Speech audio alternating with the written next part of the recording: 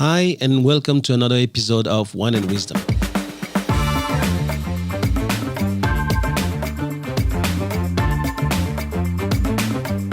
I'm Thomas Le Hoang, and you're listening to the TL podcast, where knowledge is shared and no one takes themselves too seriously.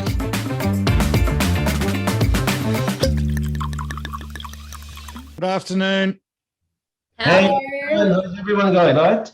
Really Fantastic. cool. Well-oiled machine as always, Luang. You've outdone yourself, mate. Absolutely. Welcome, Danielle. Thank you. Who the fuck is this? Danielle Boyd. Danielle Boyd, the one and only. Who Girls, are you and what do you want? post represent. Yeah. We've got two women. Is this the first time we've had two women on, Luang? No, not really. I mean, Chris. Oh, Chris. Oh, Two people that identify as a woman. he's not here. There's so much of female energy that sometimes we. No. I Well, just spoke to Chris O. He's enjoying his dance concert. Yeah. He's performing in the third act. So very good. Yeah. Well, so he couldn't be here this week. So what did he do? He just invited Danielle, especially about this week's subject, which I think is a big subject, because I think quite often we don't think about these things until maybe it's either it's too late or it's getting really important, and suddenly that resets all the values. But let's not get into that. let's not worry about that yet. This is a very important week. So why don't we More important than your health. No, this, Danielle, what's your wine for the week? You know you have to bring one. I'm sure that Chris has been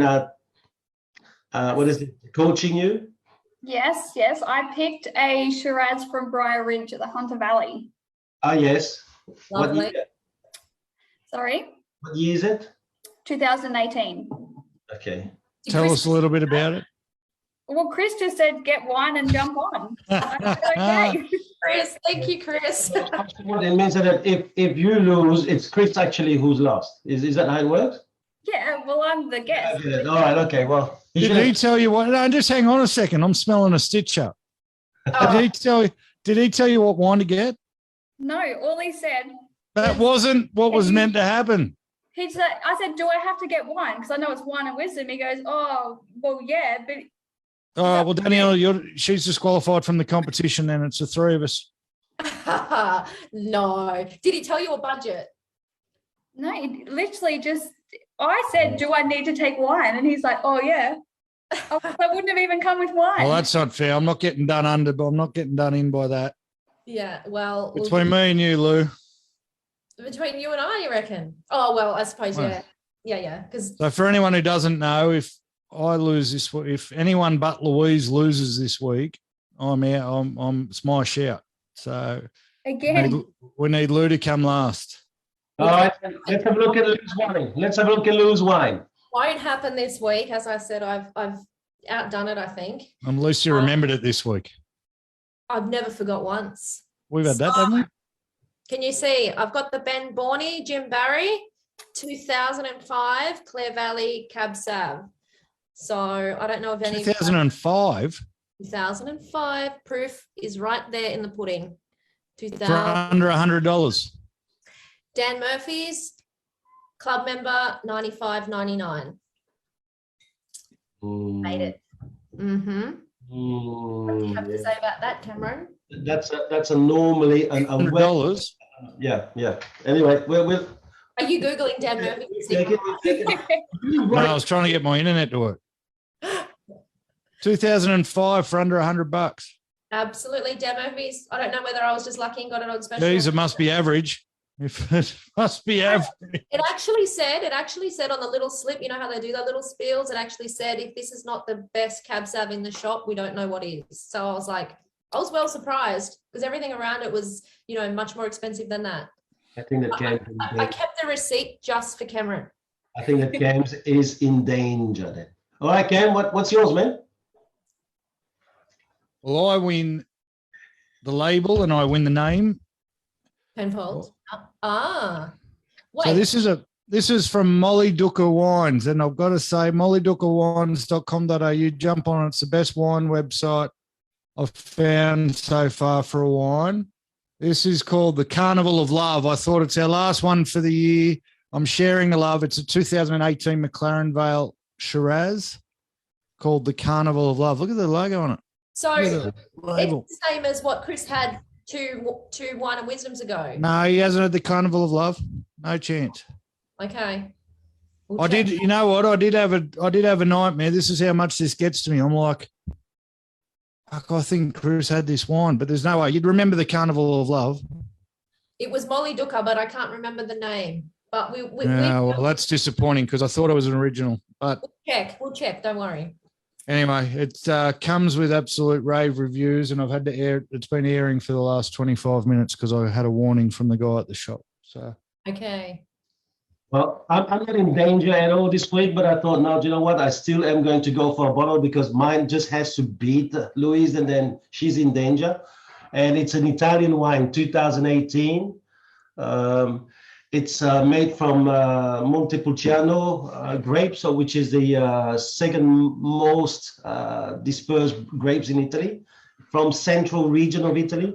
So it should be bold. It should be pretty good, and very much in the middle. Not too acidic, not too much tannin. You know, everything's really like well balanced. Let's see, right? So I took the cork off about half an hour ago just to make sure it's got a bit of time to breathe. Me too. let's rip in. Let's dig in. Oh, this is nice color. Hey, Wills, you better get good scoring of your wine, otherwise you're in danger, man. Oh, mate, this might be the first round that someone's been disqualified every single go, because if this is the same as Chris's from the other week, I'm going again. Well, No. Oh, God, that's... I don't think it's the same. I think it's the same house, maybe. I reckon we'd remember the Carnival of Love, baby. All right, cheers. Then Danielle, good having you here. Cheers. Please. cheers, guys. Cheers. Wow. So, Jesus subject for this week, Louise. So our Oh. subject this week, our subject this week is: do we put work before health? Big subject. I think we're possibly all a little bit guilty of that at times, without doubt. I don't know what you're talking about, mate. It's all work first. Danielle, just giving you a warning. Does things Hey, like I'm definitely health first, eh? you're a picture of health. Look at that. Hey, look at that. I'm going to need more wine. Yeah, you certainly will. The Carnival of Love, baby. But yeah, look, it's obviously a very serious topic. As we know, we've had a couple of people within our own network with some health issues recently, and unexpectedly as well, which always comes as a bit more of a shock. And we know the ones, I know we all work hard, but those who have been ill recently have particularly work hard. And, you know, I think everything in life, particularly like things like this, comes as a bit of a wake-up call, I suppose, and a time to reflect and reset and look at priorities, I suppose. Yeah. Yeah, Oh, Danielle, tell us a little bit about you. And Is there anyone here that doesn't have any health issues? As what, sorry? I was just about to say, is there anyone sitting here that doesn't have any health issues at the moment? yeah, me, I don't have any. I know Luang's he's not real good. I'm definitely struggling. I know Danielle's got some issues. Are you all right, Lou? Yeah, as far as I know. I mean, I've got a, you know, minor things that which aren't going to kill me, but you know, Going to work's clearly not one of them. What? We're off early. Don't start. All right. Yeah, look. So ours, Thomas and mine are self-inflicted, right? So let's talk to someone whose isn't self-inflicted. Danielle, do you want to give us a bit of your story? Yeah, sure. So Crohn's disease, as you guys know, diagnosed at 13, quite a young age, in and out of hospital throughout the teenage years, trying to get things sorted. Didn't quite work. I had to go in and had multiple surgeries, which ended in an ileostomy bag. So they took the whole large intestine. There was a few complications after that, but I think I got to about, it was in between 21 and 23 where I really started to come good. And get a handle on life and move forward, which was great. I started in real estate at 21. So I've worked full time since then, but I was thinking today, like this topic, it's funny, you know, yeah, I've got this health issue and you kind of battle it, but you do push it to the side because you're not defined by it. It's not who you are.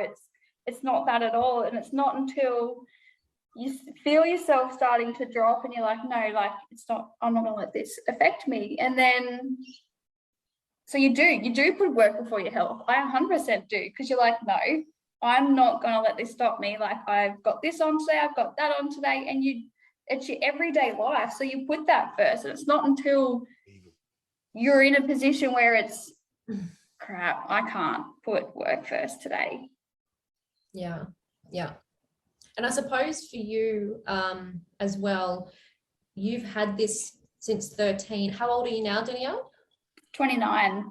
Yeah. So you've had that for half your life, basically, or more. Yeah. So it becomes normal. Like it's me, that's normal. But it's kind of, you push it aside.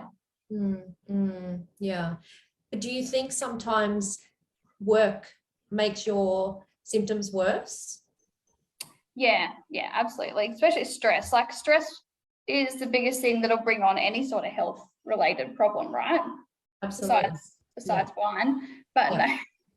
So it's really interesting because I think... Don't you say things.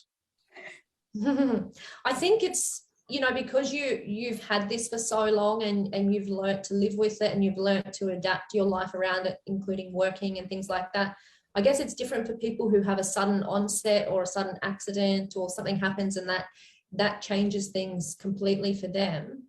But you've obviously learned to adapt with the illness around your everyday life to juggle. But I'm sure stress and work, as you've just said, would make things worse for you having that. Yeah, definitely. I think because, like you said, you know, I have had it and juggled it for so long, it becomes a part of your everyday life. So you do just go, okay, yeah, you know, I might not be so great today. I have stressed a lot. I know why I feel like this. Yeah. So you can kind of pull back a little bit, but in saying that, you can't some days either. But we still do, because work is everything. Where like it does become, you know, you get up and you go to work and you do this, and that is your routine, that is your everyday life. So if you're not feeling 100% that day, well, let's just get through today, let's go to work, let's get through it and just hope for the best tomorrow. Yeah, I mean, I think what you're saying, I agree with some things, but I think, you know, I used to be what I think most people would consider a workaholic. You're working hour upon hour every day, 7 days a week. But I think that's where I've made a change with me, because I noticed my health started to decline in certain periods of my life and, you know, different stages, I suppose. And that's where I realized I've actually, and I think most people are, you know, thinking like this these days as well, work is important, but it's not everything.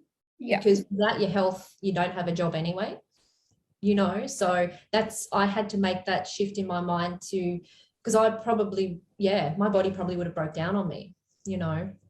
Yeah, definitely. I think it takes, like, yes, I have health things that I battle every day, but it also takes seeing someone else hit breaking point where you go, whoa, like I've really got to look after myself, because I've already got.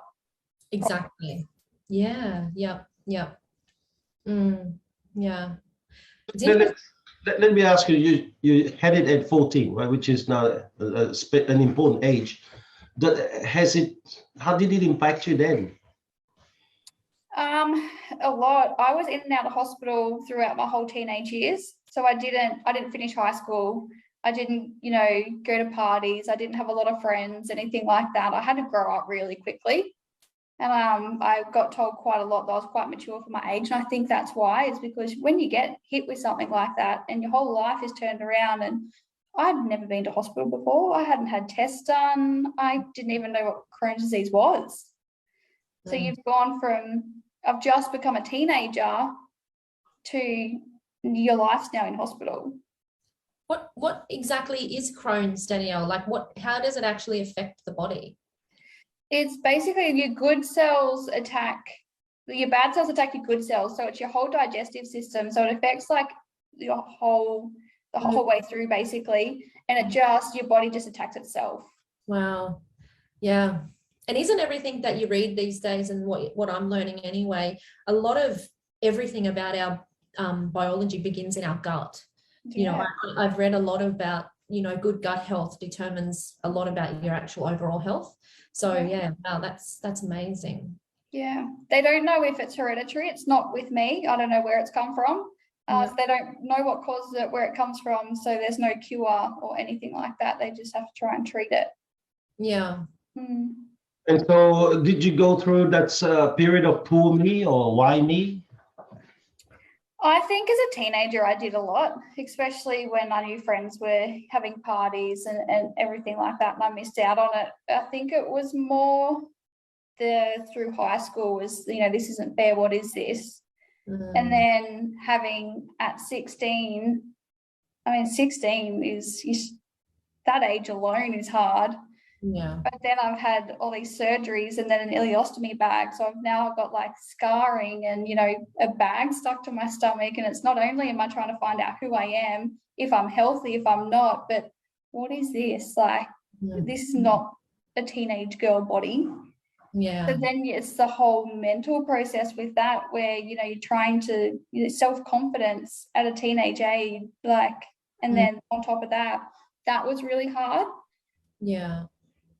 I think once I got to the older age where I started to become healthy and, you know, pushed it aside, where I was like, you know, Crohn's doesn't define who I am. This is my life and I'm going to live that. That's where I pulled myself out of it, and that's kind of where you brush it aside a little bit. How did you get to that stage? Did you have special people around you? Did you have great support? I mean, or did you just wake up one day and make that decision? Because that is then an amazing human being, right? I did have, it was my mom actually. One day she just said to me, she was like, this is it. This is you. You either let it control you or you control it. And it stuck. And I was like, yeah, well, I'm going to control it. Like, it's not going to control me anymore. I've already lost years. Go, mum. Good mum. Yeah. So was it around when you were around 21? Because you said that you came good around 21, 23. Was it around that time? Yeah, that's where I really started to get a lot better. I think that was around that time where I've gone, I'm not letting this control me anymore. So you don't do the, you know, well, I can't go to the beach. I can't get a job. I can't do this. You know, I'm sick. I've got an illness, you know. So you change that mindset and you get out of it. And I was like, okay, well, what do I want to do? I want to get into real estate. I studied real estate full time at TAFE. Had a job on the side that I'd do when I wasn't at TAFE. And then got my foot in the door, and then that's been it. I just started building my career from there. So I think it's you start to build that life and you've got focus. Yeah.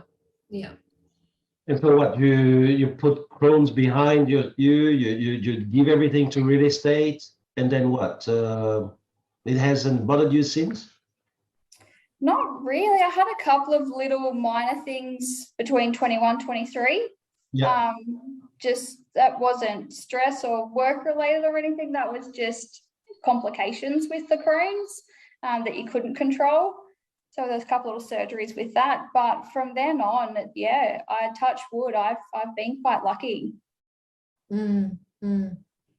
Because some people are watching this for the moment and they're probably going, no, if that happened to me, because what you have is going to be with you for the rest of your life, right? Yeah. And many of these people are going to say, I'm sorry, if that's got issue with me, I will now look after myself for the rest of my life. I will do things that are going to be either calming, soothing for myself, never put myself in position of stress. And here you're getting into a field that is totally the opposite. We're running, and not only we're running every day at the end of calm and soothed, mate. I don't know what you're talking about. Real estate's very calming and very soothing. What are you going on about? Walk in the park. Soothed. I'm soothed. Yeah. Do you think so? I mean, as I said to you, so your issues and my issues are self-inflicted, right? We haven't been looking after ourselves. And I've blamed real estate because the day I started real estate, I was the fittest bloke on the planet. It only took 3 months for me to turn into a mess. So I'm blaming real estate. But we're people who weren't born with a disease or have a lifelong issue, where people have done this to ourselves and will quite often put work first. Well, I have done for the last 6 years. It's all been work, and work. And because of that, health issues have developed. It's almost, but you see people who are dealing with serious diseases. We've got some diabetics in the network. We've got obviously Danielle with Crohn's. We've got some people who, and we see it all the time, that people overcoming adversity to do the job, whereas we sort of take it for granted and then just let ourselves get sick. And it probably makes people like Danielle feel a bit disgusted in us mere mortals who run ourselves into the ground and then complain, right? Because we complain about being tired and unhealthy and stressed and high blood pressure. We'll try doing it with Crohn's disease, I suppose. So why do we do it to ourselves? Why do we? I don't know. So I disagree there, because I feel like recently I've done it to myself too. I've hit a wall. I've got myself to the point where it's just like I can feel myself coming down. It's like, so I do it too. Even though I have the illness, I know it's there. But because you don't let it define you, you don't want to be like, oh, I have an illness, I've got to, be careful. You want to be treated like everyone else. You want to be able to work as hard as everyone else. So yeah, but you didn't make yourself sick. The point I'm saying is you didn't make yourself sick. I've made myself sick. I'm the reason I've got high blood pressure. I'm the reason I'm overweight. I'm the reason my liver's not. I think that you're missing Danielle's point. I think that what Danielle is trying to say is that even though she had all of that, and at some stage she found some kind of new normal, if you will, but then she's also running the same kind of treadmill we do, even though she's got that kind of life-threatening situation. So I think that in some ways the debate we're having is almost the same. I think that whether she's conquered her predicament or not, she's actually running the same kind of treadmill every one of us here is doing, is that we slowly... Louise. No, I'm probably right up there. Yeah, that we gradually let work take over bit by bit, and it happens just like maybe 1 inch at a time, and then one day we wake up and we go, gee, it's taken like 15 foot. Yeah. So why do we do it? What is it in us that, what have we been taught?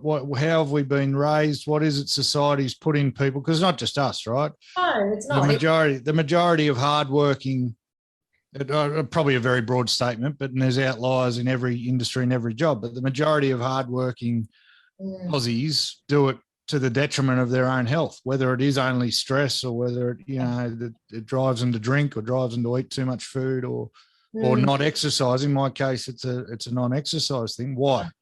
Where's it come from? Oh, I think it's probably a combination of things, I think. And I think we all get on this treadmill and half the time we don't know. We're not on the treadmill. That's the problem. If we were on the treadmill, we wouldn't be having this discussion. You know what I'm saying. But we get on this, we get in a rut. Let's call it a rut then, where we just go, and life's happening and everything else is happening. And, you don't even realize it. Like Thomas said, you wake up one day and you think, how the hell did I get into this position? You hit overwhelm, you hit overload, you hit burnout. And everybody does it. Everybody's guilty of it, I'm sure. But I think, some people hide it. Some people can disguise it and, they vent in other ways and whatever. But I don't know whether some people do it for, some people work themselves hard because they have goals. Some people don't have goals. Some people... Whose dog? That would be mine. And can I shoot it? Some of a very small dog, very tasty. I don't think the problem starts with being in a rut. I think you end up in a rut, but I don't feel like I've been in a rut for the last 6 years. I feel like I've been working absolutely flat out because there's shit that needs to be done. Yeah. And you I'm sure Thomas doesn't feel like he's been in a rut because he loves his job, but because he loves his job so much, he doesn't sleep, he doesn't eat the right things. And No, that's not that. I think let's go back to Daniel. I just need to find out from Daniel. You get a hello. The real values in life is this. But then somehow at the age of 29, you just get mesmerized by something, and you're back on the same square as the three of us. What is it, Daniel? It's the societal way we're raised, right? Like, you get a job, you work hard, you buy a house, you do this, you do that, you meet someone, you get married, you have kids. Like, especially men, you go to work and you provide for your family. It doesn't matter if you're sick. It doesn't matter. That's what you do. And now we're coming into a society where females can do this too. We're allowed to go. We're allowed to work hard. We can provide for ourselves and our families. And I think it's the way that it's society. It's the way we're raised. It doesn't matter. You're sick. Doesn't matter. You go work. Yeah. It is. I agree with you. It's just the done thing, and that's what we're supposed to do. That's what I find. It especially and for men too, because like I see it with my partner, and I see it with most other men. They work really damn hard, and so do a lot of women. But I watched Steve get home at 9:30 last night, absolutely exhausted, could barely walk in the door with his eyes open, and I think, why? Why? I look at my dad. He's a gyp rocker, and he's done it since he left school, and he can hardly move. He gets home and he can hardly stand up. And it's like, you're not even close to retirement age yet. Like, how do our bodies get all the way through to retirement when we work the way we work? Exactly. And like with Steve, just going back to the point I was trying to make before, he can't say no. He's a people-pleasing machine. He loves to help. He loves to save the day for everybody. So he can't say no. And so, but he does it to the detriment of his own health and well-being. And that's the problem I find. Some people are like that. Some people are control freaks. Some people can't let anybody else do anything. They've got to handle it all themselves. So, they'll rather work 2 more hours in the office rather than delegate it to somebody else because they have to do it, so there's lots of reasons why I think. I think it's, well, I take the compliment, ladies. Thank you, men. We do work hard and we do provide and we do put the food on the table. So thank you for that. But it's all of us, right? We all sacrifice our health for everything. Like my wife works just as hard in the business. She gets home earlier, but she hasn't stopped by the time we get home because there's kids and housework that I won't do and dinners and all that sort of shit. And by the time she's finished, she hasn't got time to get on the treadmill either. So that's right. I'm more interested in why we do it. Why is obligation put in front of whether we actually stay alive or not to do it? Okay. How about this? I was reading a thing the other day. You know what it said? And we got a guess, and we don't know much about our guest. So can I just slow down? You said you want to be a guest, TL. You said, please do it. I just want to be a guest. So you go.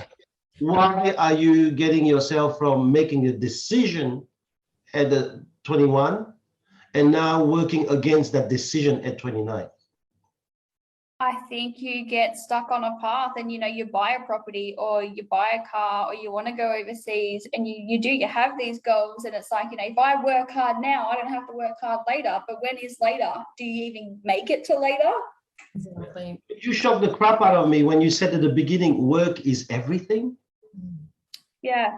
Like, I get it. If I said it, because my father, if he catches me sitting down doing something, I'd be bash the crap out of myself and then go to work. But I'm just thinking, someone like you who's just realized, hold on, life is short.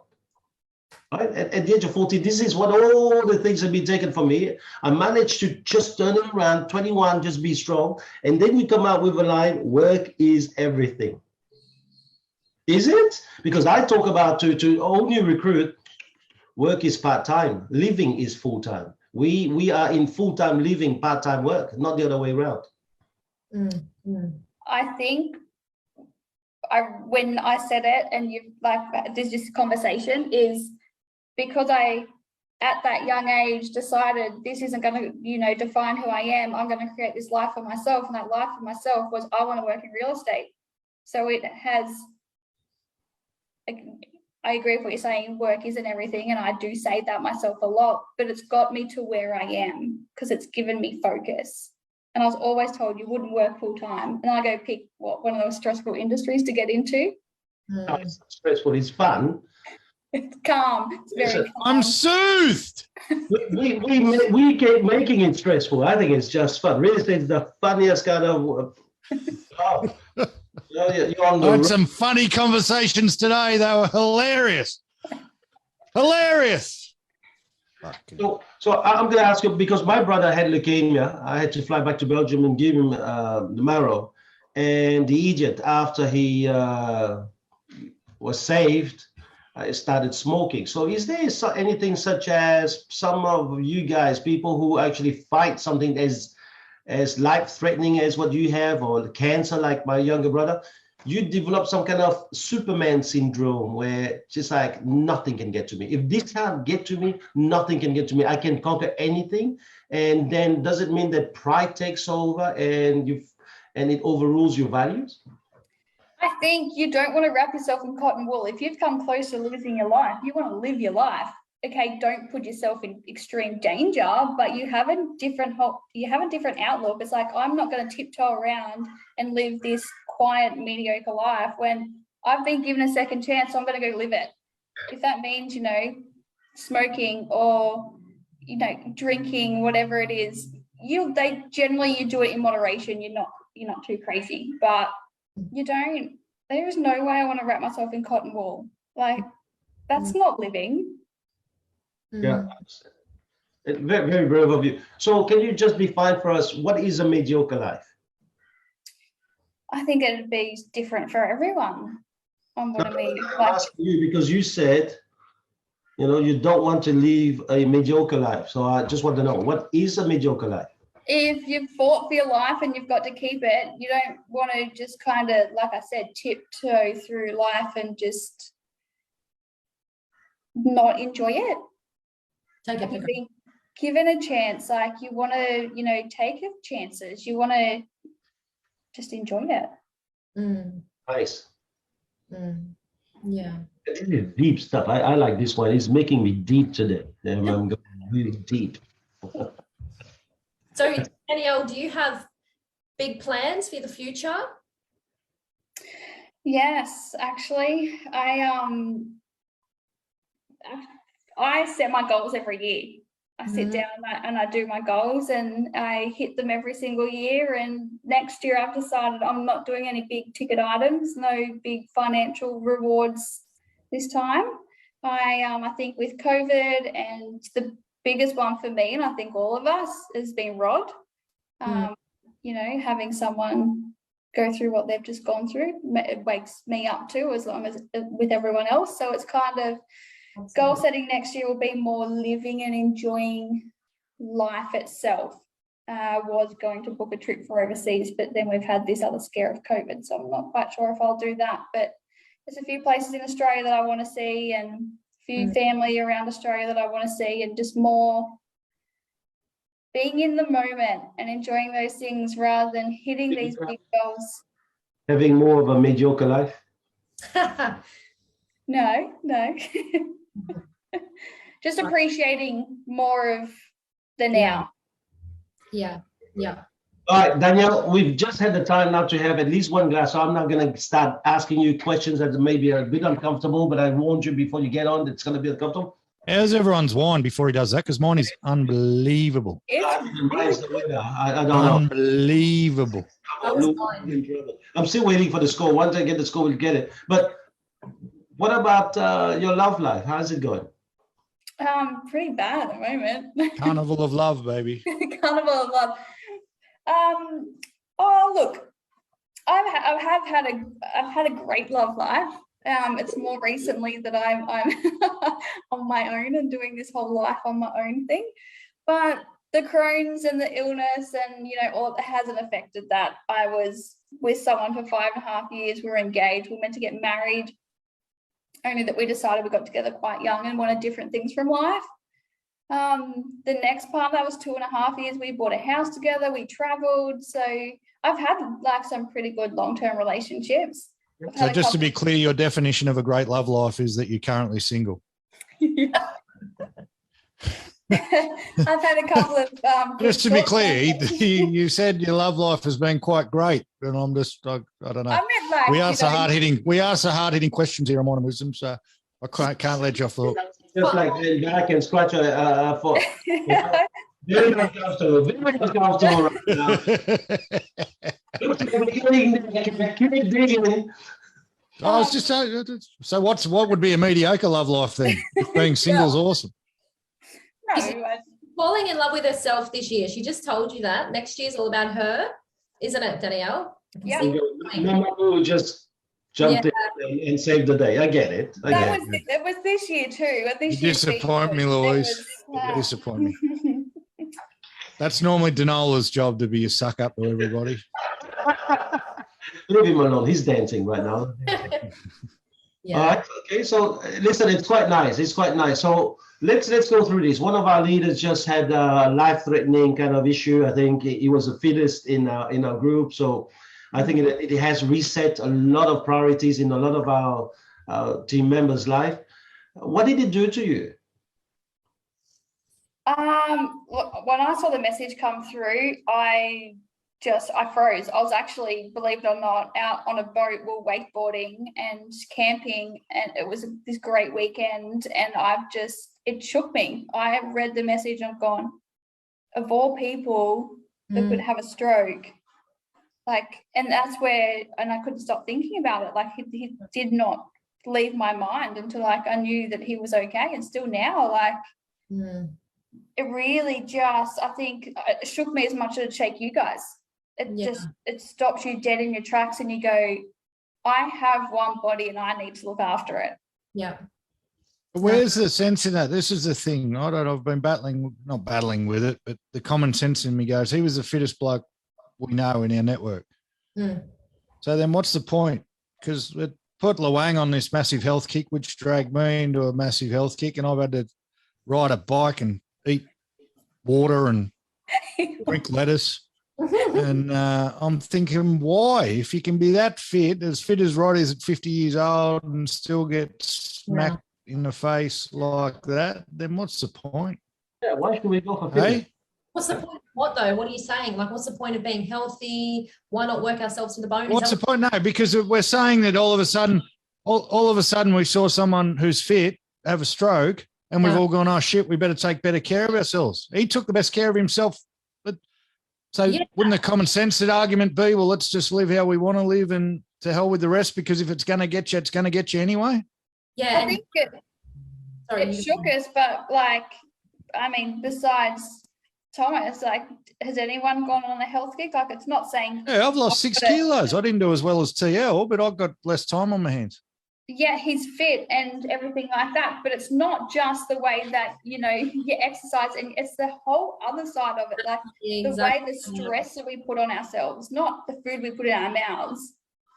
And not that the fact that he plays football 3 times a week or trains 5 days a week or whatever it is.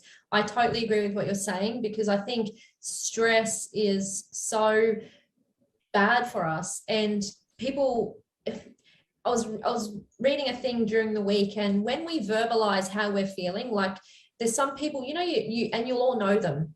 There's people that always say, oh, I'm so overwhelmed, I'm so angry, I'm so frustrated, I'm so stressed. When we actually verbalize these things, it actually changes the biology in our body, how we start acting that way. We start, our emotions, our hormones, everything start flowing to actually prove true what we're verbalizing, and I think that was so powerful for me when I read that this week, because I thought, I'm guilty of that myself. How many times do I go, oh, I'm so stressed, I'm so overwhelmed, it's so hard. I've really made a change just from reading that last week to now, to being careful of what I say, but it's even just what we say can affect our health. So that's a small thing or a big thing depending on how you look at it. But if you're let's take Rod's example. Rod is generally a positive bloke, yeah, most of the time. He is. So what's his options there? He's in real estate, which we've already agreed is calm and soothing. So for calm and soothing industry, Absolutely. No stress whatsoever. but what do you do? So what do you do? Your health's starting to fail. Do you change jobs all of a sudden? Are you changing industries? The topic we're talking about is work or health. What are we doing? The overall picture. You got to look at the big picture of Rod's life, and they've got Bobby Joe, who is obviously she's got Rett's disease or Rett syndrome, whatever it's called, and that takes a massive like how they deal with that is just incredible, but it takes a 24/7. Yeah, so that can't be changed, right? I'm talking about the stuff we can change. It's that and dealing with that and everything else. It's the everyday stress. Their eldest daughter's about to have a baby. There's lots happening in their life. We don't know. I wonder if we asked Rod 2 weeks before he actually had a stroke, if he actually felt stress, what his answer would be. Yeah. They are. I get but the daughter, his family stuff, he can't change. Work, he can change, right? I get what you're saying. Like with the stresses you have in life, like all of Rod's or anything that we have going on right now, can you change them?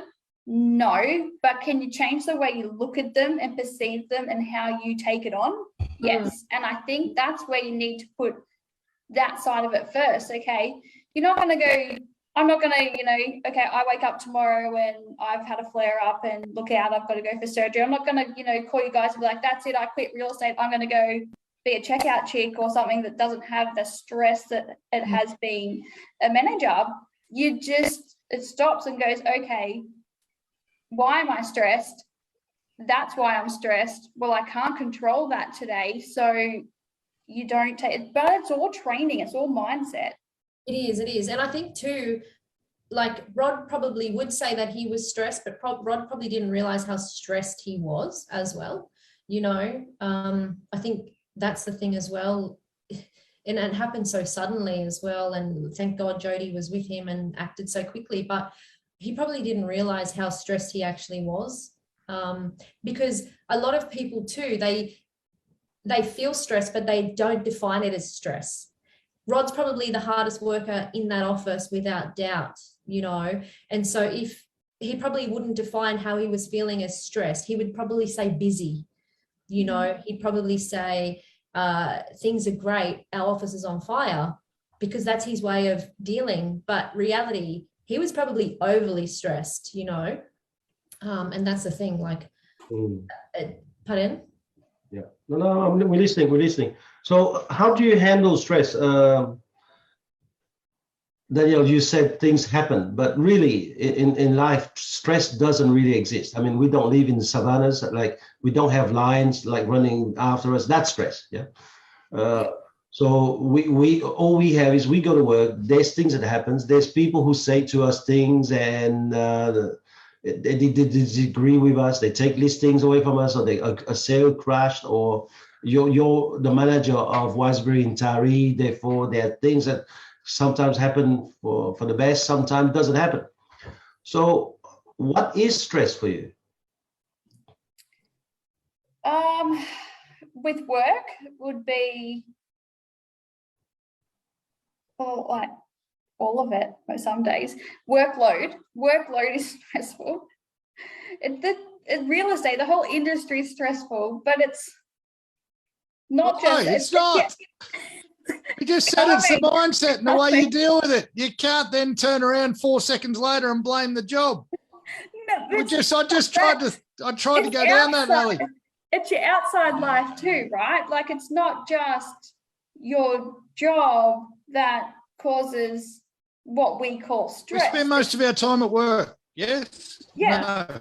Yeah, we do. But then you can come home and get a straight answer. But yes, we spend most of our time there, but that doesn't mean that's most our stress. So now real estate's not stressful, because a second ago you just said the whole job is stressful. I just said it doesn't mean it causes most of our life stresses. What causes your stress? Well, it depends what day you ask me and what happened that day.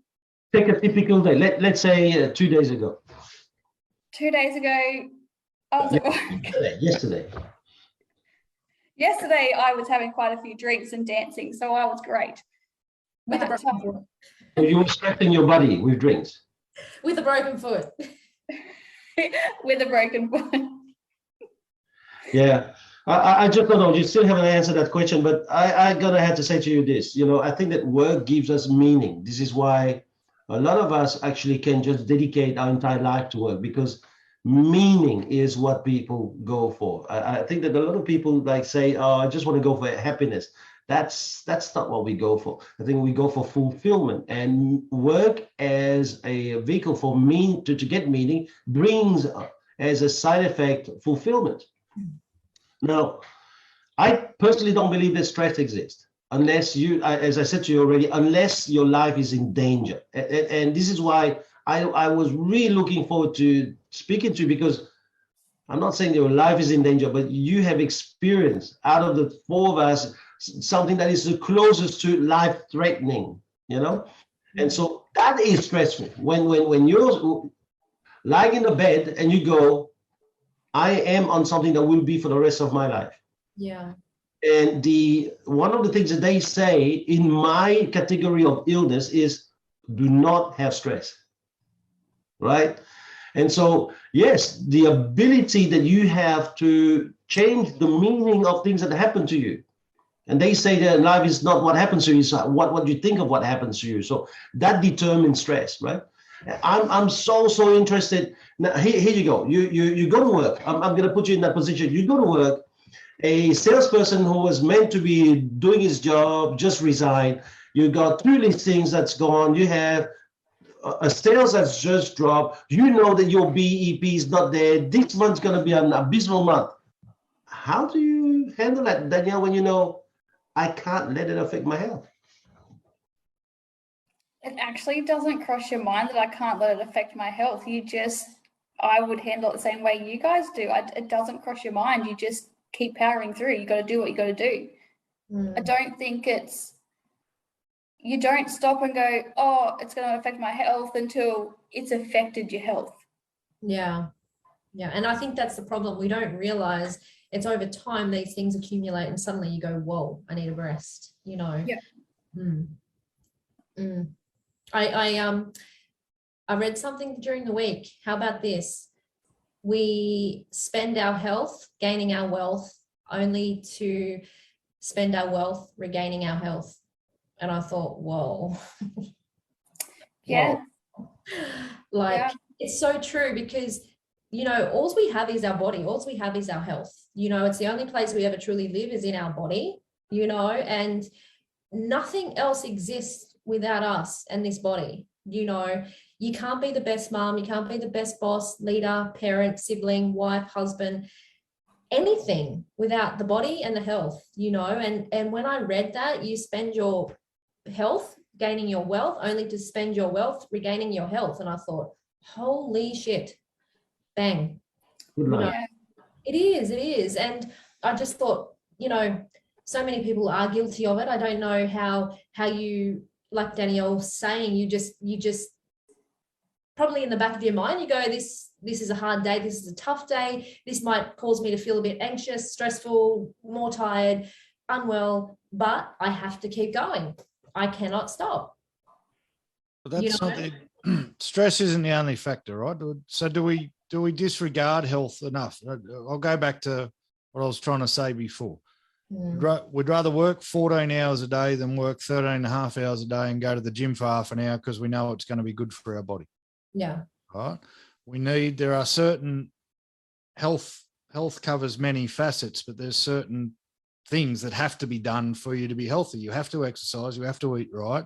Yep. You have to be in a good mental state of mind. Absolutely. So we've talked about the stress side of it, not letting work get to you, but why do we put work in front of all those other things? We don't eat right because we're working. We might catch something on the go because we have to. We won't, you know, there's not enough hours in the day sometimes to get up and exercise. I prefer sleep, right? If I had to, I've got a choice every morning. I can get up and go for a walk or a run, or I can have an extra hour's sleep. I'm choosing sleep, man, because I need sleep. Yeah. Which is another major factor in health. But so why do we disregard health so much? Because we do. We disregard it. I think it's just ingrained in us. You get up and you go to work. It's what you got to do. You got to put food on the table. You've got to, pay your rent. You got to pay your mortgage. It's once you get yourself into a position, like you can't live for free. You can't do it.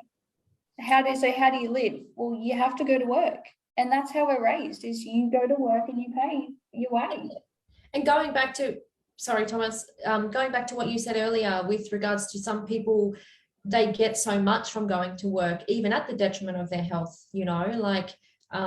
they get their significance, they get their connection. Some people, that's all they have. They don't have a family, they've got nobody to go home to. So they'd rather spend time at work, even if it means 15 hours a day. So I guess a lot of people get a lot from work, even at the expense of their health.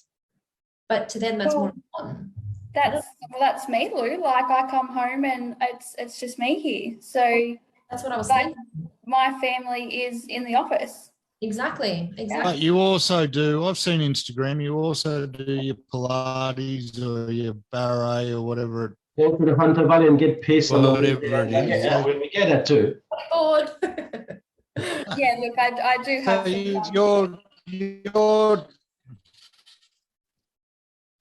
you're not in the. Cam doesn't usually. But you also. Hey.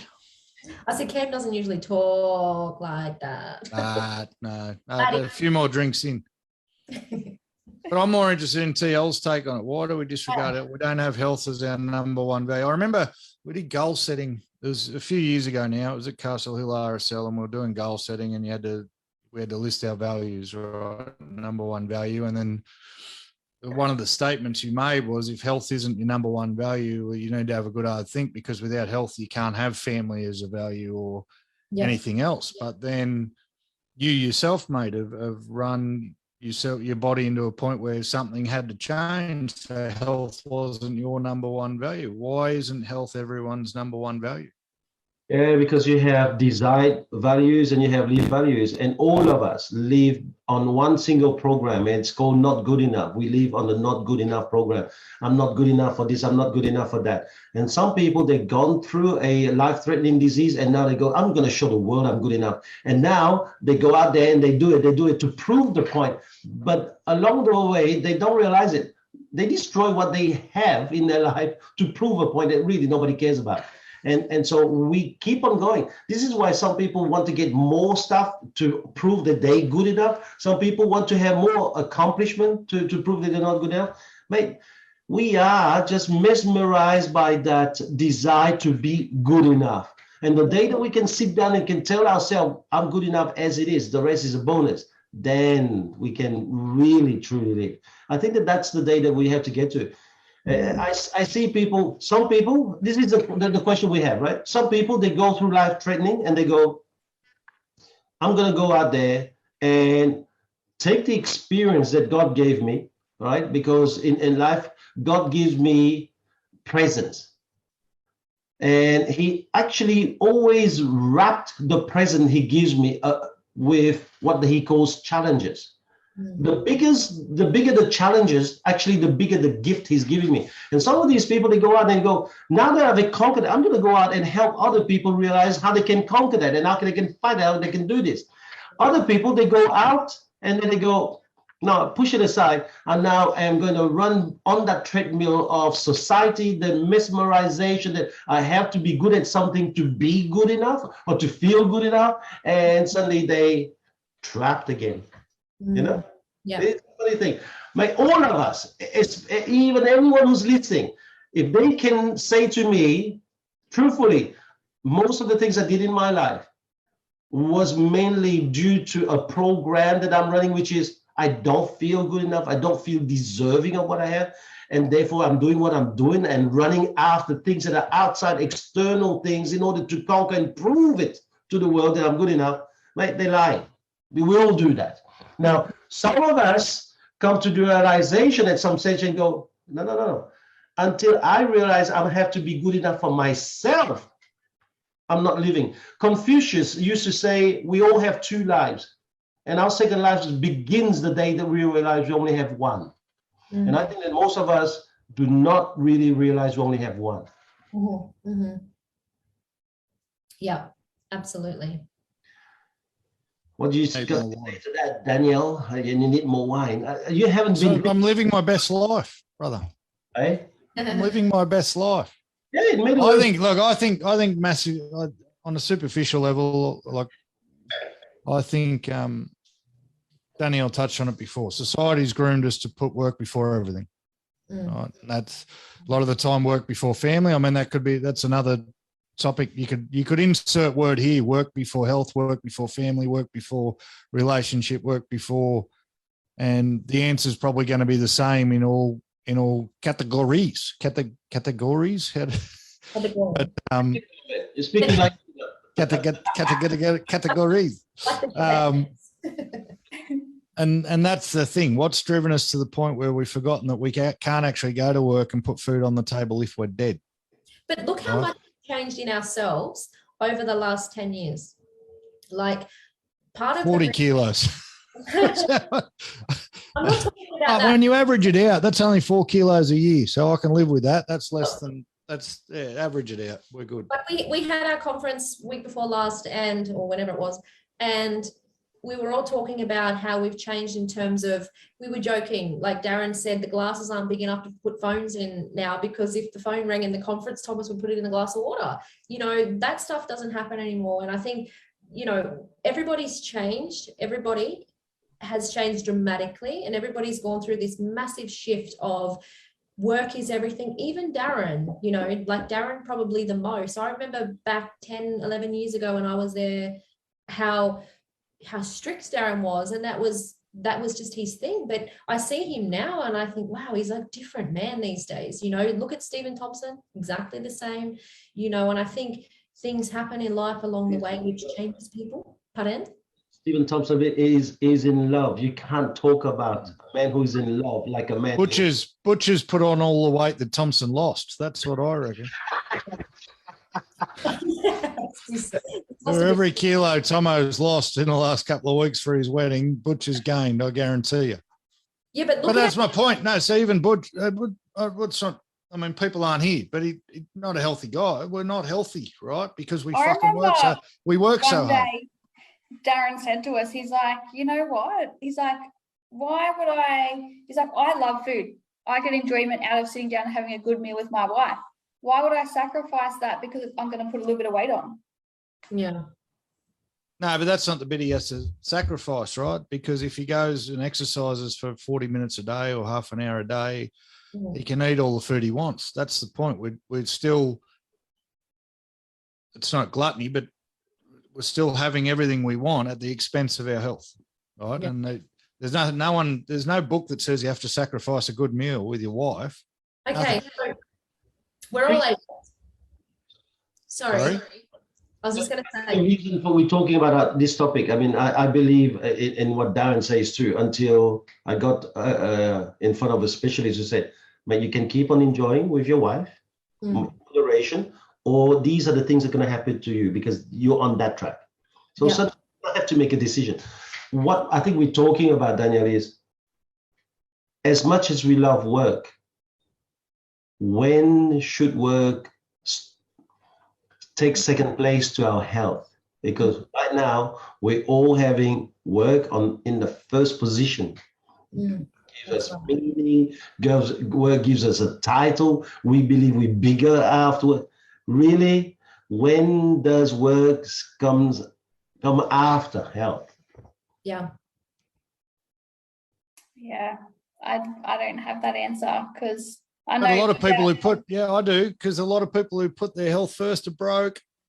Yeah, but here's the other thing. We're all I was one of those guys. I owned a gym. I know you can tell. I came from owning a gym. I was a strength and conditioning coach for 12 years. I used to train 3 times a day on the fit. I used to. Not a very good gym instructor, and real estate for you. People used to pay me $120 an hour to show them how to do a push-up, but.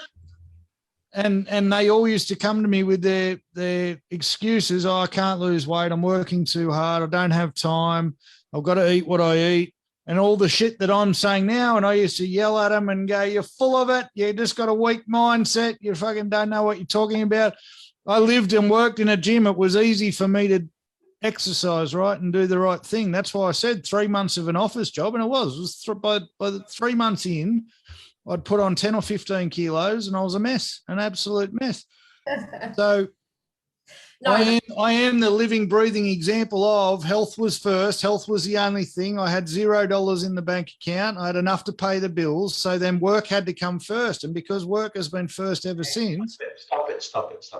but health was your job. That was number one for you, and that's how you found your wife.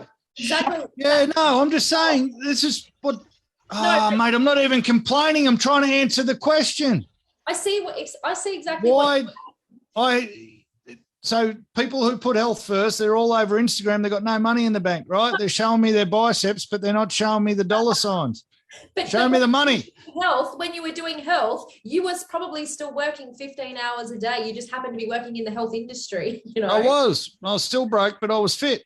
But you're still working, and you're probably spending less time with your wife and your kids and everything else because you were still putting work first, even though it was health. That's a good point, Lou. That's the first one you've made in 5 weeks. Congratulations. I was working a lot. No, but seriously, we're all agents, right? And on a serious note, the amount of times that I have gone out to list a home, the lovely couple say, yep, we're selling up because we've bought our van and we're going caravanning, touring around Australia. We're taking off for 6 months. And you hear the horrible story that he retires and a month later or 2 months, 3 months, or just before they're about to take off, he dies and has a heart attack, has a heart attack and dies, I should say, because he stops work and his body goes, what the hell is this? I hear it all the time, and most other agents I talk to, it is a common thing. And, I think it's because exactly this, we put work first. It's all work. We stop, our body goes, hang on, what do you do with yourself now? What is this? That's the scary thing. Here's another, you all know I love my quotes. I don't send them out anymore as I did every day, but one of the ones I read during the week was, work is a rubber ball. If you drop it, it will bounce back. However, the other 4 balls, which are family, friends, health, and integrity, are made of glass. If you drop one of these, it will be irrevocably scuffed, nicked, perhaps even shattered, sorry, I should say. So when you look at it like that, work, if we lost our jobs today, we could all probably go and find another job tomorrow. But if we lost our health, our family, our friends, or our integrity, we got nothing, after. No, but we all know that, and yet we still don't do anything about it. First, exactly, Cam. But if we could get other jobs, yes. But if you took work out of that, okay, like that ball work, you take that out and you've got the 4 left and you don't have work at all, you're not coming back to it, do you still get to keep those 4 though? That's a wrong way of thinking, because I don't think that it's about taking work out of your life. I think that work is part of our life. We do these kind of things, so it's not, but I don't think it's about work. It's about finding meaning. Does work give you the meaning? If it doesn't, then give you stress. If it gives you meaning, it doesn't give you stress. There are days when I have, especially for the moment, I have things like from the moment I wake to when I close my eyes out of exhaustion, the number of things that come, but it's meaning. The minute that you turn that meaning into stress, it doesn't matter what work you do. So it's not about work. So I think that if what Louise is trying to say, Daniel, is that if you drop that ball, there's always another ball, but the other balls is there. So that balls does not define the other 4 balls. And I think that we should not have a look at that. I think that you're a genius for someone who's just 29-year-old and who's juggling what you're juggling in life and at work. This is just crazy, because I can't do it. I think that if something like this happened to me, I'd probably sit down and go, right, how long do I want to prolong my life on this planet? Right? How do I find something that gives me fulfillment, meaning, right? Because if it doesn't give me that, and I wake up on the daily basis and everything is about stress, I probably wouldn't be running around after that. And so I think that, it's just crazy what you're doing, but we're only scratching the surface. We still haven't got it. Can I just ask you another question? And then I think that Jeff is waiting for us, so we're going to get him in. COVID. You obviously have a health situation that is sensitive. Yeah. Yeah. COVID. How you thinking? How you're feeling about these things? About catching it, for example. I didn't want to get the vax. I did not want to get it. I was very anti-vax. Why would I want to put something else in my body when I have been pumped full of medications and chemos and all types of things that I couldn't control? Yeah. Why do I want to put something else in my body? So I'm the COVID, it's cold. If you get it, you get it. And yeah, I don't have a great immune system. Would I fight it? I hope so. But I am vaccinated only because I wanted to be able to live my life and enjoy it. So I did get the vaccine, but I'm not scared of COVID. It's not a cold. I think that too many people are scared of it, and then I thought worse.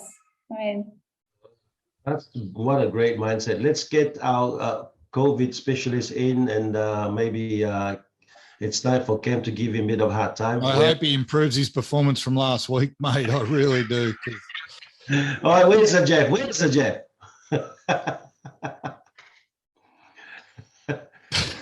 Hey, good day, Jeff. How you doing?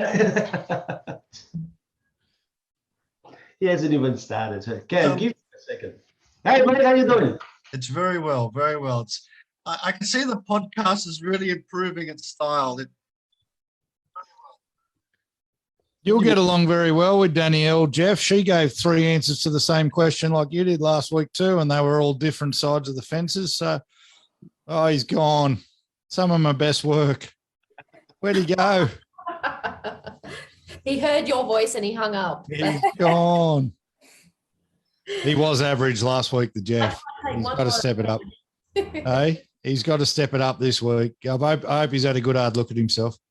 You know, Daniel, for example, even this podcast gives me a lot of meaning because I get to talk to mates and I get to learn stuff like from you, even from Megan Green, you know, one of our champions here. Listening to even her mother, her father, the way they have love for each other, the way that they travel the world, even during COVID. I mean, travel around Australia, the way that they just take life lightly. The Jeff, for example, knowing his lifestyle, I mean, it gives meaning, even doing it. So I think that life is about doing whatever you can, just to find meaning in every little bit that you can. Yeah. Let's get the Jeff back. Yeah. Yeah, mate, your system's got COVID, mate.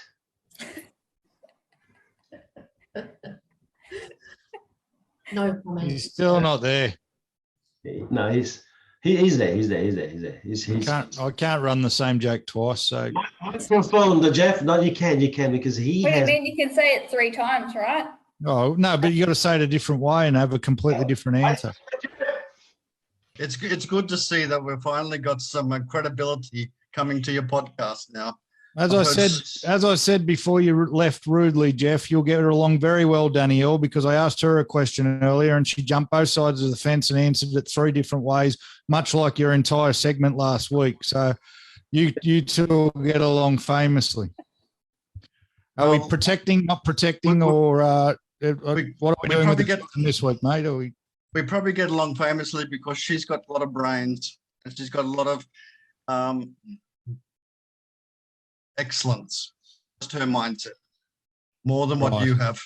But I was quite appalled when I actually seen. Did you work all week on that, mate, or what are you doing? How much time did you spend on that? Literally 1 second. You could tell. But it's a very nice, it's a very hard story that you had, Danielle, and you should be very proud of yourself. Yeah, I think so. And I think you should be very proud of your parents as well, because I'm sure that you've all gone through quite a lot. Yeah, definitely. Yeah. When a life-threatening disease or illness hits you, it doesn't just hit you; it hits a whole family, right? Yeah. So, Jeff, work, health, what is it? Well, you guys talk about your stress. I'm soothed. Why does everyone keep trying to tell me I'm stressed? You know what stresses me out, Jeff? You. But you love your job. I do, mate. I do. There's no stress in something you love. It's like saying you're stressed about crystal. That's not right. No. You love the things that you enjoy, and work is not stressful. No, it's not. I haven't said here once work is stressful. Cam. Someone asked me yesterday, how do you handle the stress now that you've got 3 businesses? And I said it was worse when I was a sales agent. Can he respond? Yeah, Right. I was going to say, can you let him talk? Can you just respond now? Oh, no, now it's my fault. He's asking me a question. You can't help yourself. Don't call me a can't.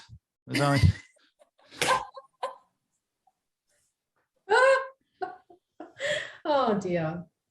Danielle. CAN apostrophe T. Yeah. Sorry, you're slurring your speech again, Cam. Come on, let's go back to you, man. Work, health. What is it and why? Well, I think we've got to learn to prioritize, and I don't think we do that very well. I think our time management skills are very poor, and I don't think we prioritize at all. And I'm guilty of that as myself. But I think that's one thing that we should look at. You know, no matter how well and how wealthy you are, you can't buy time. So we need to learn to prioritize a little bit more effectively. When we're at work, we're at work. When we're at home, we should be at home. And I think that's really important. So I think sometimes with the advent of all this technology and computers and, you know, smartphones, we take a lot of work home. And we're not really spending enough quality time in family and friends, and we're blaming work. Yeah. So I think that we just need to prioritize a few things a little bit more effectively than what we do now. I'm sure that in your time you have met a lot of people who have encountered life-threatening situations. Are they different to Danielle? And how is the average person changing their mindset? Well, I don't, you know, I've encountered many people like Danielle over the years because I've worked in hospitals so long. And, you know, I've encountered that a lot. And I think that many people have a lot more inner strength than we, you know, pay homage to. I think that they are incredible people, some of them, and some of them cope extremely well, you know. And Danielle had this horrible Crohn's disease from a very early age, and I've seen other people who have childhood diseases had to live with it and so forth, and it's a very big stress and strain on families. Yeah. Mm. So we just need to take a little bit more, come back to what I said before, take a little bit more time and prioritize what's important to ourselves in life. Work is important in life for all the checks and balances and pay the bills, but also life is important. Cheer up, Jeff. You all right, mate? You need a hug. Smile. You're sounding very dour today, mate. Very dour.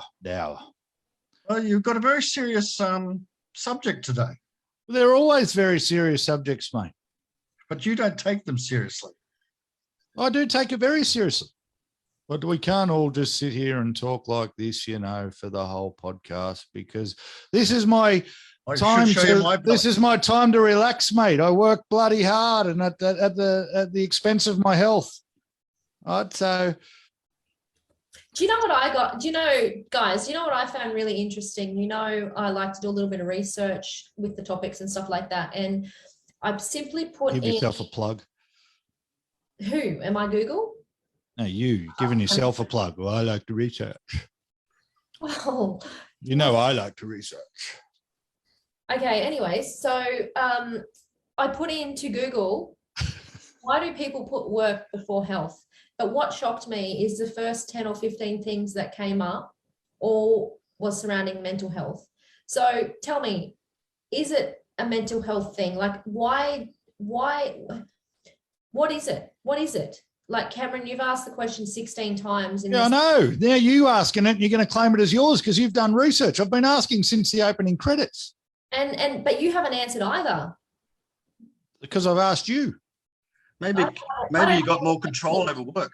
No, I think I have answered it, and so has Danielle. I think we're pushed as a society culturally to preference work over health. I think that's. Yeah, I think I agree with Cam. I think that's that what it is. society, work must prevail over health. That's it. And I reckon that a few fortunate people get a knock on the door and go, it's not. But most people are going to go to their deathbed thinking that work prevails over health. That's it. Yeah. You know, it's funny. Like I do a lot of things wrong as a leader, but one thing I do with all my staff, especially if they're gym junkies, and they go, oh, you know, because they're working long hours, I tell them, middle of the day's dead, go to the gym. You got 2 hours there where nothing's happening in the middle of the day. Go to the gym, do your CrossFit, do whatever you want to do. Don't take that out of your life. Make it a part of it, and go for it. You know how many take you up on the offer? Zero. That's because I don't know whether they don't. Sorry, you're not leading by example. Oh, I did for a while, mate. I had a membership to Anytime Fitness. I went twice and paid the membership for 3 years. That's all they want in a gym. So, no, but that's. I think the point that the Jeff's got is right too. Like, because if the leader doesn't lead by example, like if you start to do this in the middle of the day, I guarantee you everyone will follow you. And they will find it fun. They will find it a reason for doing it, and they do a bit more. But the problem is this. I'm an employee and I want to go and do this. I start doing this, but then the leader, he doesn't. The rest of the team doesn't. I now feel like I am ostracized from the team. Somehow I don't feel like I'm part of the team, you know? And so very quickly I stop. There's going to be some people in the office who look after their health and some people who don't. So let me ask this. During COVID, we gave the staff an option to work reduced hours. Some took it up and some didn't. Some took it up legitimately because they had children and mostly mothers. Others went, no. And I'm not gonna say exactly why, but others said, no, we want to work these hours. But how much, can I ask, like, how much ego and things comes into the decision to work? Because some people, it's about how much they put in determines not their happiness, but how much people think of them. I think it's what Thomas just said. If one person in the group wants to go to the gym, but 5 people in the group don't, that one person's going to feel like an outsider for wanting to do it, right? There's also... Do you think it goes back to being at school? Like, you look at, that's when we start, that's where that's where we learn, right? You go to school and you got to get top attendance, you got to get top grades, you got to, be on time, don't be late, you got to do this, and this. We're raised for 12 years of that. So then we go into our working career, and that's what it is. You're there on time, you do this, and that's it. And some people rebel and some people go, screw that. I'm sick of that. I'm sick of being told when and where and how much and how come and because.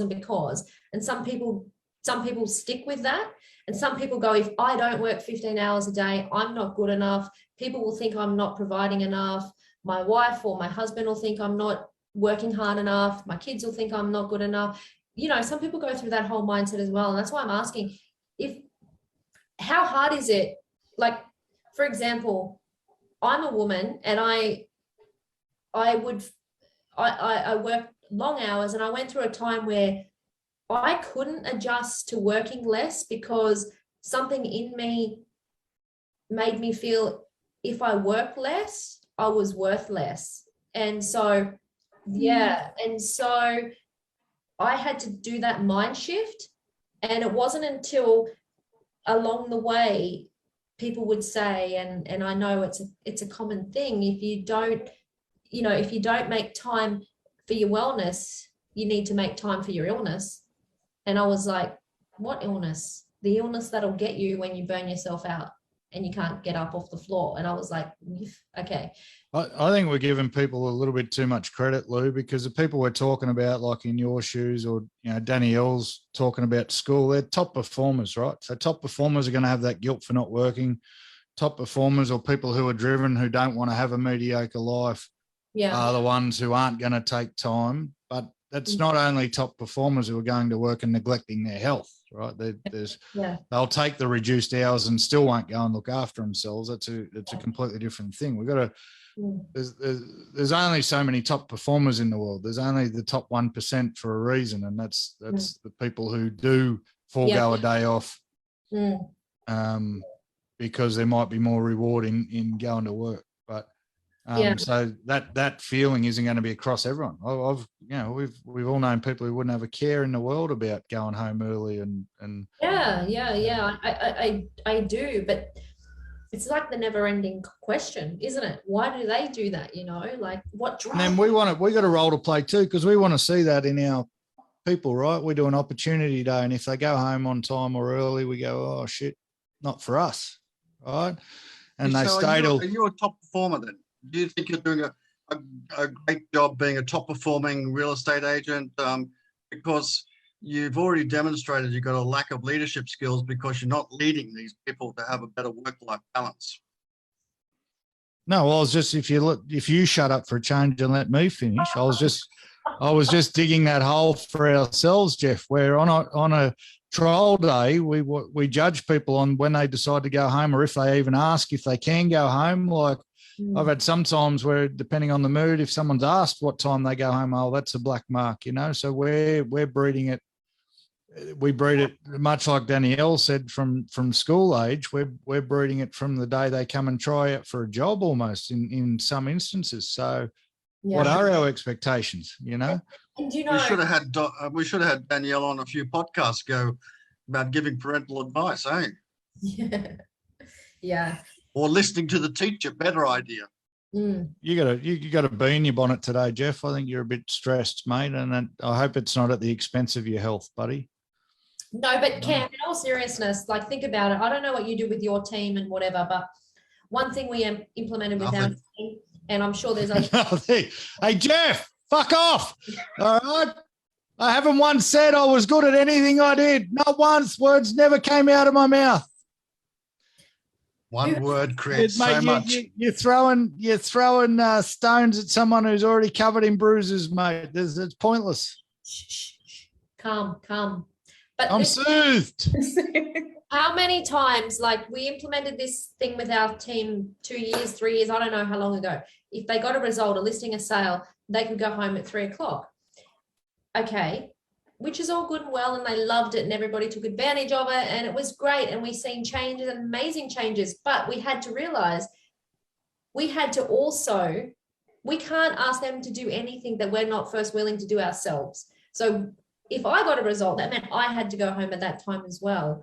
I found that hard because in me, I was like, well, no, I can't go home. That's ridiculous. It's 3:00. It's like 4 hours before my home time. Like, this is not right. But when you're setting an example, what was the biggest thing for me in that moment was showing my team that it's family and I get to spend time with my family. And that's why we work hard and we get that result so we can go home at 3:00, because if we're not, we make our team go to the parent teachers, interviews, awards ceremonies, sports carnivals, anything. It's almost. Can't wait till my next parent teacher. It's not. Oh, fuck yeah. Fuck yeah. Hey, TL, can I knock off early, mate, to go to the next parent teacher? We've lost TL, everybody. You know what, though? Like, I don't know what your stance is on this, but with us, it's not negotiable. If your child has something on, you're there, because you've got a team behind you that's there as your backbone that's going to help you. And so, because you know what, you can always get time at work back. You can't get those moments back in children's lives, in special events and other things like that. So, but it was hard to make that adjustment personally. So what's your thoughts on that, TL? I'm interested in TL's thoughts on that, right? Because I got no issue. Sorry, I didn't hear Danielle. Sorry, mate. I can't see you. Can you close the blinds behind you? Danielle is like a white aura around her now. It's an angel. Jesus Christ. Can everyone calm down? I think that's interesting though, Lou, because we'll put family first, but we won't put our health first. Yeah, but I think putting our family first is putting our health first, because I think, a lot of what affects my health is the guilt factor of being a mum and having kids who need me, and at certain times I need to be there for certain things, and I know if I miss something that's important or I can't be there at a certain time or whatever, that affects my health more than a cold or anything else. It doesn't affect my health necessarily, it affects my mental health, and that is what brings me down more than any other bodily illness. Yeah, definitely. I think going back to the opportunity day and the 5 o'clock thing though, that's me, that's work ethic. That's You can't have it both ways. You've just had it both ways again. No. What if they're going to the gym? An opportunity day is we are going to see if these kids have what it takes, and they're going to. Opportunity about what is the opportunity about though, Danielle? Is it about work ethic or is it about attitude? It's about both, isn't it? Like you need both.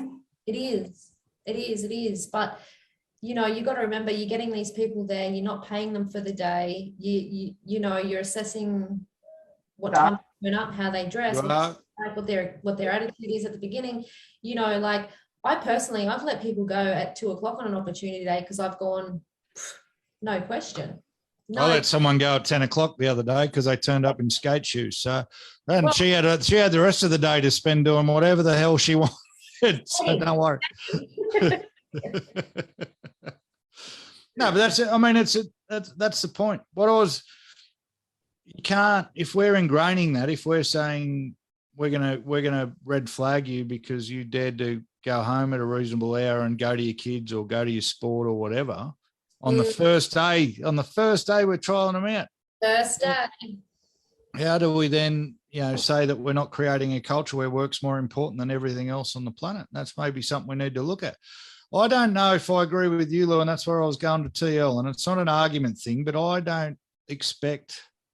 100% agree leaders go first, right? And I'd never ask my team to do something that I wouldn't do, especially in a hard work sense. But I don't expect, if I'm not going home after a result, right? It's just not happening. It's not what I want to do. I don't want to, right? So someone who's very family driven or would really enjoy that time at home and it's going to help improve their performance, right? But I don't, and that's why I wanted to quiz TL on it. I don't think you have to abide by, in that sense, abide by the same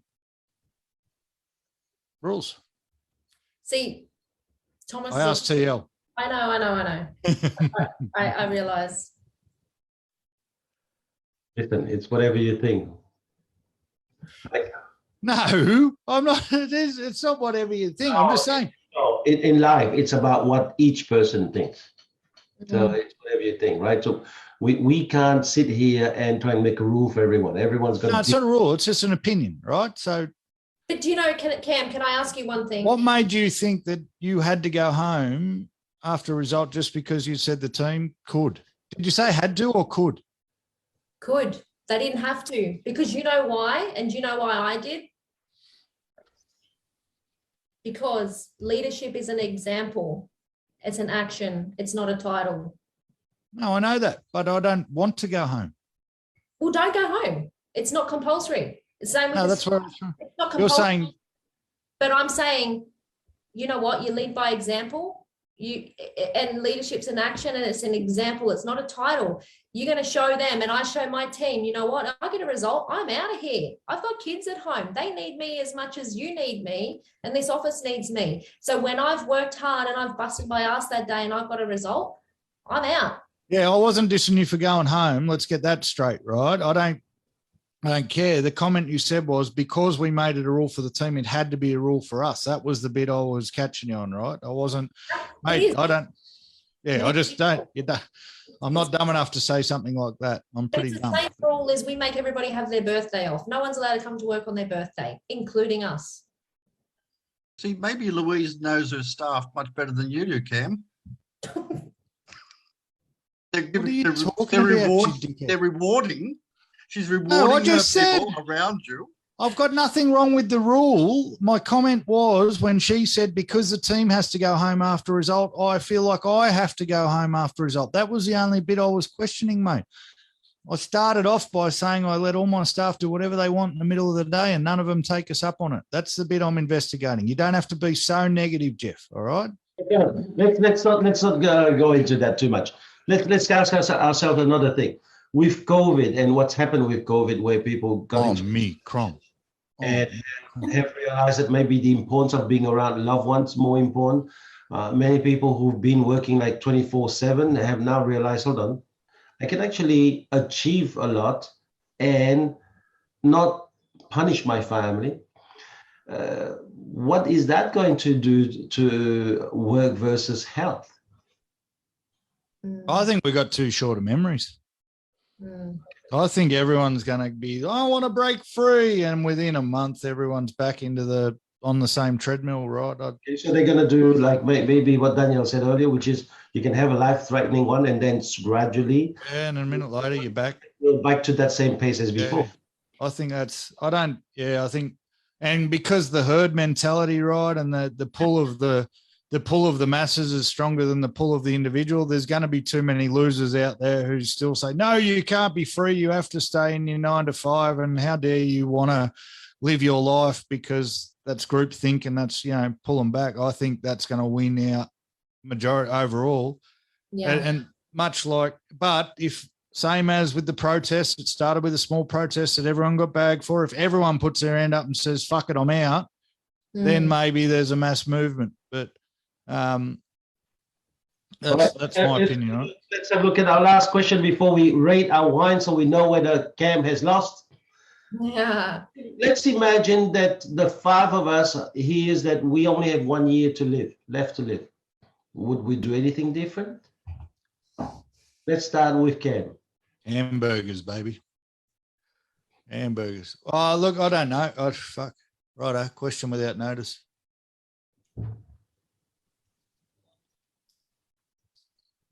You know what? I reckon I'd probably just go to work as hard as I could to make sure the people I was leaving behind were as set up as well as they could when I left.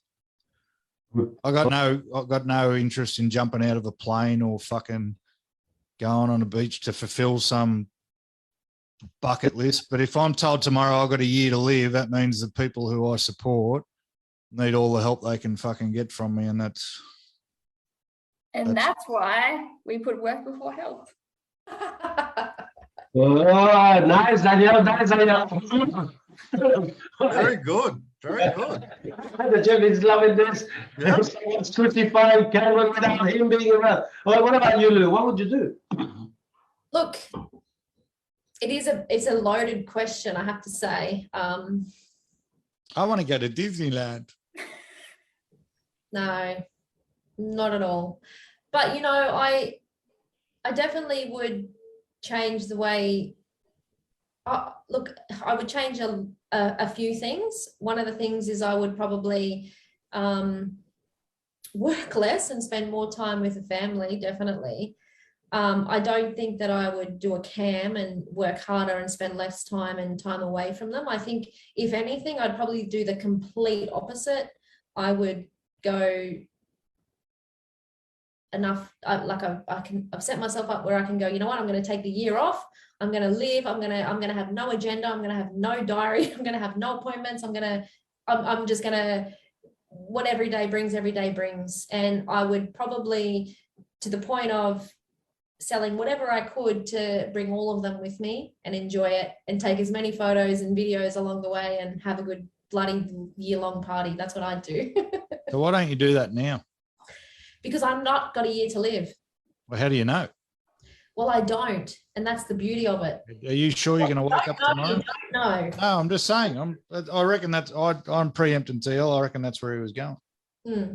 Well, but that's why I go home at 3 o'clock when I get a result, Cam. I didn't. Yeah, you've still taken offence. There's nothing wrong with going home at 3 o'clock. I am not taking offence. How? Nothing wrong. Nothing wrong with that at all. I was just saying, I don't think because you let your staff do it that you have to do it. That was all. Well, I know, but exactly why I do it is because I don't know that I have tomorrow. I don't know that I have tomorrow. So when I have an opportunity to go home at 3 as opposed to staying there till 7 o'clock, I'll bloody well take it. No, well, right. What about you, Daniel? What about you, Daniel? I'm a bit like Lou. I would still work, but not potentially full time. I would still work because I enjoy it.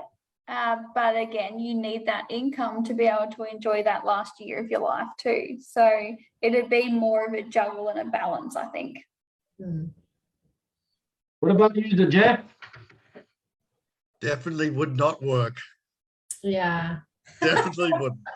He'd get in his combi and drive into the sunset. There was something I heard on I don't know where it was, but they said, what would you do if you woke up next day and you had $1 million? And so everyone started thinking about lots of things to do. What would you do if you were given $10 million not to wake up? What would you do? Would you take the 10 million? You'd take life. You would do it. So money is irrelevant in this whole scheme of things. Yeah. I'd live life. Live life to the full. Depends on your life. Depends on your circumstance, right? So I've got my oldest kid's 14. And we're not in a position. I haven't set myself up for life yet where I can stop work and things stop happening. So the responsibility to leave them in a better place, that's where the work comes from. Not because I fucking, no one works unless it's your absolute passion. No one works because they wake up every morning going, geez, I wish I could go to work instead of going to the beach. That's, but I think, what are you going to do, TL? He's cutting me off. He's winding me up. Let's hear it. I probably wouldn't do anything different. And I think that it was exactly what Louise said. It's a loaded question. If you're doing something that is fulfilling you in life, a year, a day, 10 years left, one make a difference, one change a thing, because you're doing what you love and what's fulfilling you. I don't think I would do anything different. The way that you answer is only telling you how much fulfillment you're getting from what you're doing. That's all. So it was a trick question, right? That was a good question. All right. Thank you very much for all of you. Let's have a look at our wine now and see whether Cam has lost this time. So, Cam, you lost twice. Lou, you've lost once. So, if you lose this time, Cam, that's it. You owe every one of us a bottle. Daniel, as a guest, is out. The Jeff doesn't come into competition. He's almost like our god, if you will. If anyone comes last other than Louise, I'm stuffed. Danielle, I'm sorry, my friend. So here is the thing. First of all, Louise. Yes. Louise, with 2005, the Benboni Cabernet Sauvignon scores an average of 4.3 stars. Oh, I'm going to win. You Belty. I'm going to win. Cam, with his 2018 Carnival of Love Shiraz, scores about 4.2 stars average. Bullshit. I'll show you. I agree on the computer too. I'll show you. No, it's meant to be an average. It's something. 4.2's on the computer, you dickhead. The average can't be 4.2. An average. The average can't be 4.2 if it's 4.2 on the computer.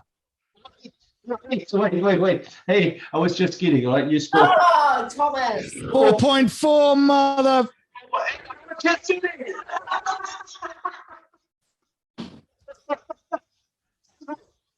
So, and Thomas, he scores 4.47 average. Louise! No way.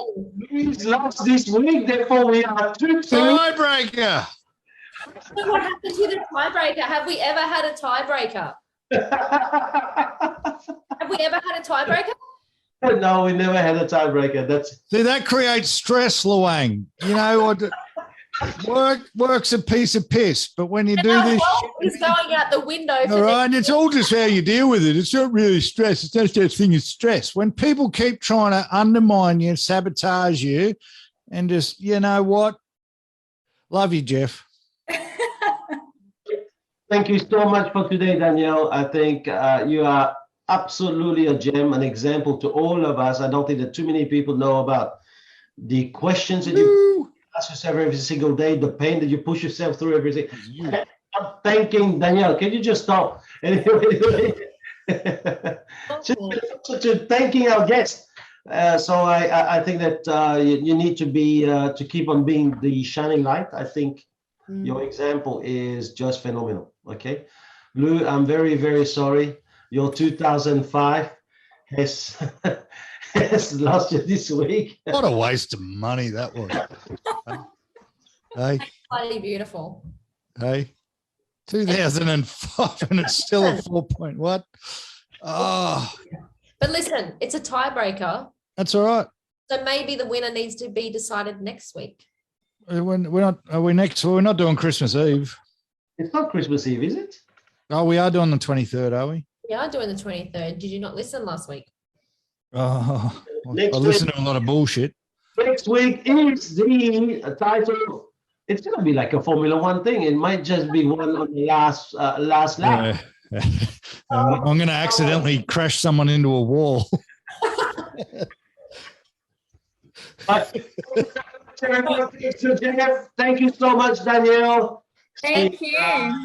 It's Christmas next week. Jeff, can you cheer up, mate, please? It's good to see you, Danielle. At least they've got a little bit of talent there now. Oh, thanks. Thanks, Jeff. Thanks, mate. Thank you. See you, Danielle. Bye. Bye.